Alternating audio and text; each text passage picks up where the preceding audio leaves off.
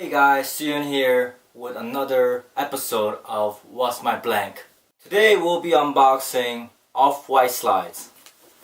I have the shoe box in front of me, and as classic Virgil, we have the shoe box with the quotation mark on the box itself with Virgil and off-white writings. Let's open it up. As soon as you open it, you're gonna have the dust bag, which also has the off-white Virgil written on it.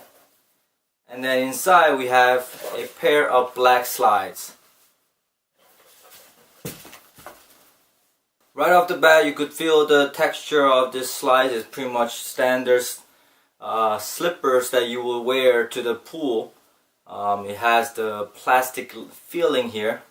And on the top we have the off writing on top. And then on the heel we have the cross, which is the classic off-white logo that you will see. And then right in the front we have the quotation mark with right and quotation mark with left, as if we didn't know which one is the right and which one is left pair. But pretty much it's very simple slide that you could wear as your summer beater. I'm definitely going to be wearing these, but I bought them off of Sense for $165, but the retail is about $195.